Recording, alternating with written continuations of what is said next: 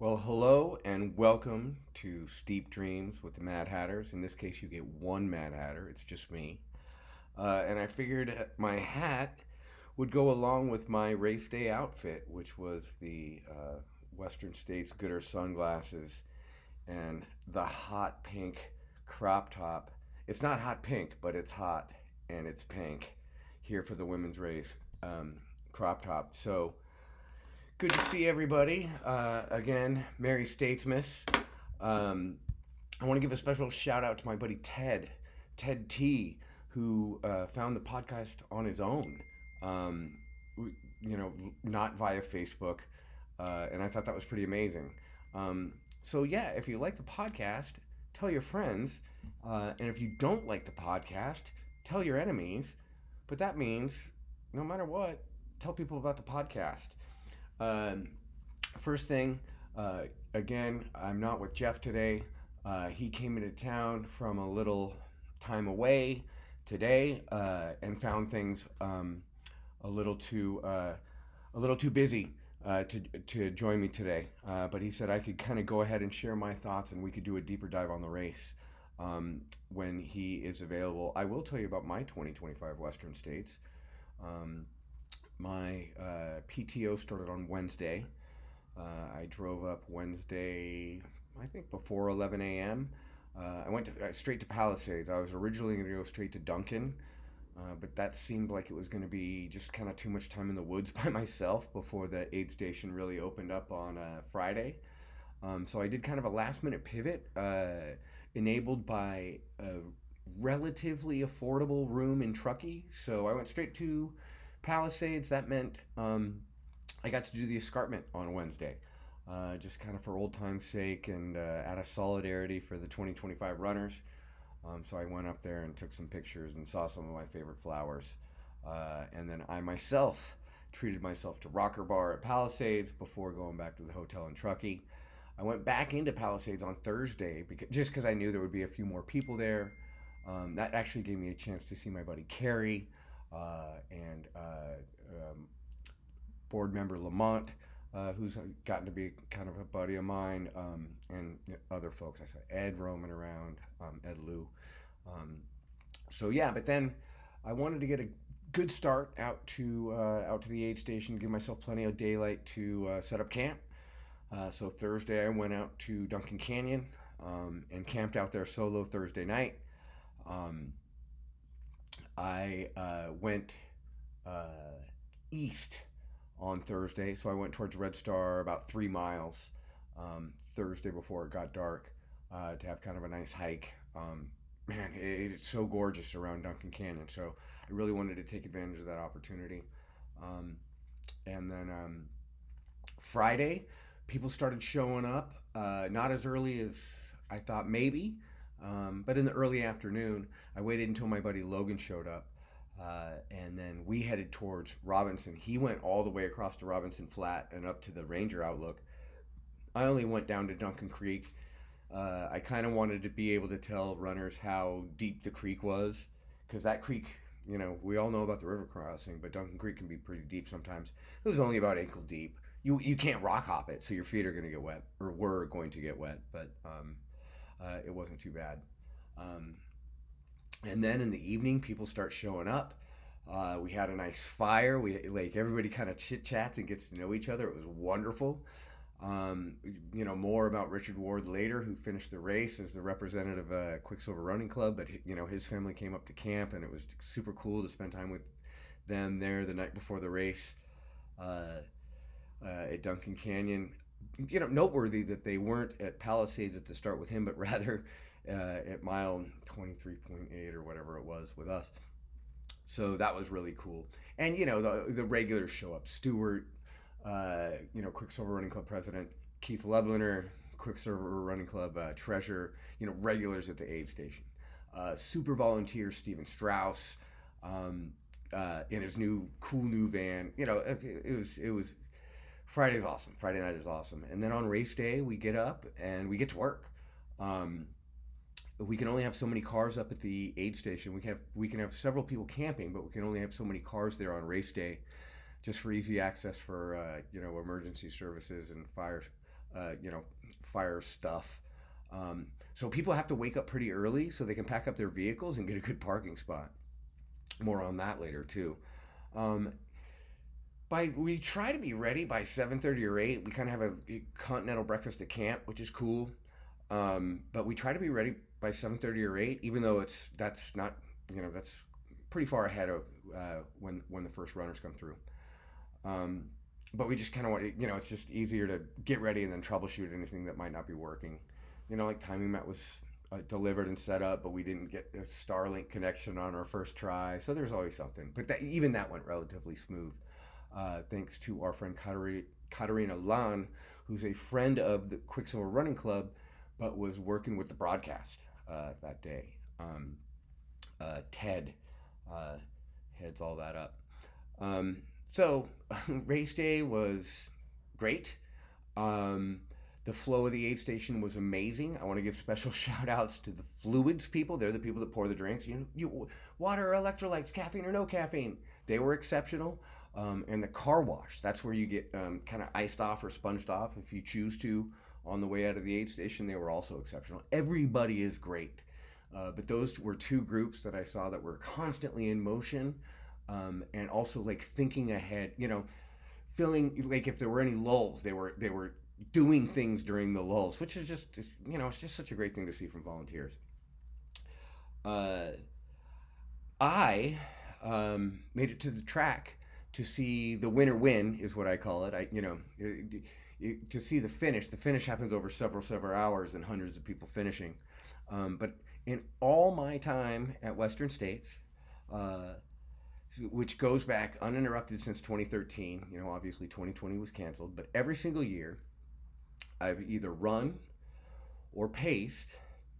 Uh, one year I did neither, and after volunteering at the aid station, I just went home. Uh, and then one year prior to this year, only 1 year have I ever seen the winner win type finish, and I did that again this year. So that was that was cool. I was on the track when Caleb ran by, when Chris Myers ran by, and when Killian ran by. Well, Jeff and I will talk more about the overall results, and uh, maybe do more of a deep dive on the race that way. Maybe not, but maybe. Um, but yeah, that was a cool thing to see. And I also want to mention that Chris Myers, I'm pretty sure he has won the Quicksilver 50K. So I probably should have highlighted him before the race because he has a Quicksilver connection, and that's really cool. Um, just real quick, my overall impressions of 2025 Western States is that it was bigger. Uh, so I don't really notice the race when I'm running it. You run through the aid station so quickly, and everything's kind of such a blur that, like, if there's a lot more spectators or a lot more media, you're not really like, you don't. I don't know. I don't notice. But this was my first time off the course only since 2023. But I swear, since 2023 to 2025, the race has doubled in size. And by doubled in size, it's certainly not entrance.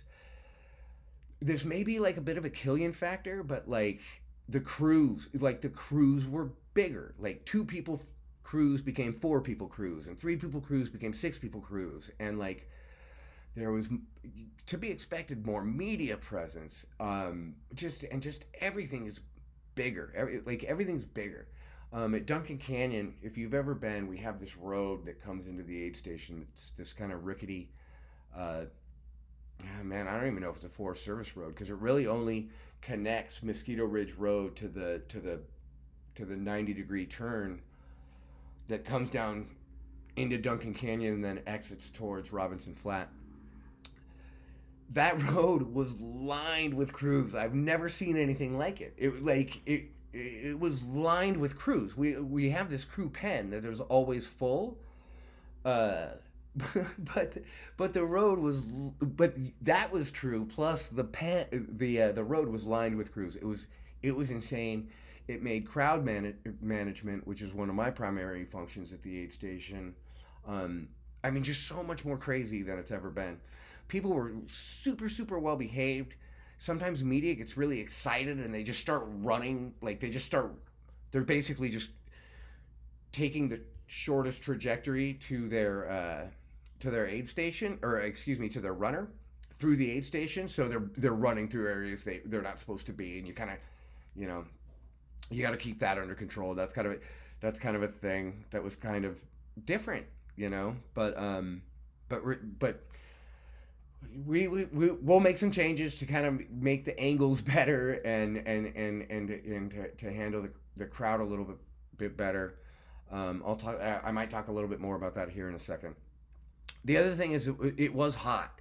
I'm not going to go hottest day ever or anything like that. But again, having been there every year since 2013, um, it was hot. Like waiting around at the finish, even though it was getting towards the evening, it was hot. And then moving around the course throughout the day, it was hot. It was hot. Again, not hottest ever, but hotter than average. Um, I do want to call myself out, and I thought they were gonna run part of the new course in the Granite Chief section. I was wrong about that. I did update something in the show notes. I hope you saw that if you were running the race, so you know that you were running all of the old course this year. I just plain misunderstood a very detailed update about the work that's been done already, and particularly where it was dropping down to the old course, and I interpreted that to mean that they were going to run that, and they didn't. So I was just plain wrong about that. So editors know. Um, so the experience at Duncan Canyon, um, I touched on it. It was more crowded than ever. If we're gonna One big change that we're gonna need to make going forward is accommodating extra crew and media. Um, they can't be allowed in the aid station. There's just not enough room. So we're going to have to manage the space outside of the aid station better. That's completely on me. I have some ideas. One thing I think is maybe making the crew pen, they kind of naturally lined that road. Maybe we make that the crew pen.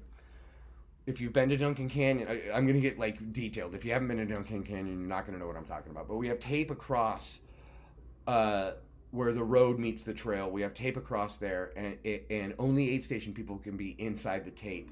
And then we have like a crew pen, which I call the penalty box, which is coned off, where crews can come into the aid station if and only if they're runners in the aid station. What I think we should do is get rid of the tape that blocks off, put the cones there instead, but let the runners run through those cones and have the crews on the other station, other side of the cones, so that we can really have that whole road for crews, right? The drawback of that is that the runner has to run off of the course, right? They have to do some extra mileage. So this is something we'll be thinking of. If you have thoughts on this, let me know. Most aid stations are in these wide open areas, and they allow crew support within 200 yards of the aid station either direction. If you've been to Duncan Canyon, you know that's not practical. Um, the exit of Duncan Canyon is narrow, steep, super sketchy. We can't have crews setting up there, and the entrance to Duncan Canyon is quite a bit better, but still sketchy, still narrow, and still can't have crews setting up in there because it would choke off the trail. This is something I plan to bring up at the captain's meetings, or the captain's meeting, because I had never really thought about it until we had the crowds we had this time. Uh, so, as far as recap of the race itself and the runners of the race, not going to talk really at all other than what I've already said about Chris Myers, about the winners, and to say that my picks did not go well. I hope it's not the start of the Loren curse, because, yeah, my picks did not go well at all. So hopefully it's not a hex. But Jeff and I might talk more about the winners winning, and the overall running of the race in our next episode. I do want to mention the runners that we highlighted that we knew, like Key Song, who finished really well. She finished in 26 something hours, which is faster than I've ever done the race. Margaret, who had an amazing 29:57 finish. I gave Margaret a hard time because there's this great video taken by local legend Jack Sway. I hope I'm pronouncing that right. You know I'm a huge fan. He took this amazing video of Margaret hitting the track and running to the finish line. And there's all these people putting their hands out to high five her, which is a total golden hour thing. Well, it's always a thing, but especially in the golden hour. And Margaret just ices every single one of these fools. And again, I'm trying to be funny. Margaret is the sweetest, and nobody would love all these high fives more than Margaret. But she finished in 25:57. She was laser focused. She wasn't going to waste any energy, do anything that was going to slow her down. But it made for what, at least to me, was a really amusing video. William, who we mentioned was sitting pretty close on the wait list, he got into the run, but really impressively finished sub 24. So he had recently ran San Diego 100, um, and then got into Western States at the last minute and ran sub 24. That's really impressive. I also joked about Loren Baker because of the fact that my mom's maiden name is Baker in a very prominent family in Oregon that makes up a lot of my cousins. And he also shares my first name and the spelling of my first name. He finished sub 24. Luis, which is Santa's dad, he finished the race. Richard Ward finished the race. Carrie, who it was the co-RD who I talked about last time, finished the race. Carl finished the race. A guy from living in Santa Cruz that has shown Quicksilver a lot of support, and a lot of And lastly, Amber, who I highlighted as somebody who I had met and uh, was early buddies with. She did really, really well. She came in 45th overall, 18th woman. I think I predicted a top 25 finish for Amber, and that might be one of the few things I got right. Great job, Amber. We also highlighted Jackie F. Lainey Barris, who was the one that came through the aid station, and and she was there a while, and I helped her out. This is a few to several years ago, and didn't finish the race then. She did not finish the race again this year either. She came into Duncan Canyon with some real bad breathing problems. She was able to stabilize to the point where she got to Robinson, but she had to drop there, so that was a bummer. And my runner, Christine, that I was hoping to pace from the river to the finish, she also had to drop at Robinson Flat. That is pretty much all I have for Western States 2025, Loren's solo episode of Steep Dreams with the Mad Hatters. Again, if we are able to, I really hope we can. Jeff and I will go into a little bit more of a deep dive of the runners running, the news, the David Roaches and what happened at the front of the pack, along with some other topics like the summer barbecue coming up for Quicksilver and other summer races. On that topic, other summer races, Badwater's never really been on my radar, but it is clearly one of the epic classic ultras, and it's coming up here in a handful of days. So I do want to, spotlight some really important Quicksilver runners. Martin Sengo, who is running not his first. I should have looked up how many times he's run Badwater, but he's got at least one finish, maybe two, but probably not three. So Martin is running Badwater again. And also Liz Omott, who is a frequent flyer in the park, a literal local legend, huge supporter of the club, volunteer when she can. Her A race, one of her lifetime A races is Badwater. For those of you that know anything about getting into Badwater, it's not a normal lottery. You apply, and there's different metrics in the application that are not always running, showing demonstrating ability on the course or courses like it is one, and Liz did that with an impressive finish in Florida, a very hot course, sub 24 earlier this year. And then she's also adding to her Badwater resume by crewing crewing Badwater this year. So while she's not running, good luck to Liz at Badwater. And of course, like I said, Martin coming up in a few days. Okay, you guys, that's it for me, and that's more than enough. Um, Keep getting dirty out there. I hope you guys had a super rad Western States, and Jeff and I will check in again soon. Thanks from the Mad Hatters, Steep Dreams.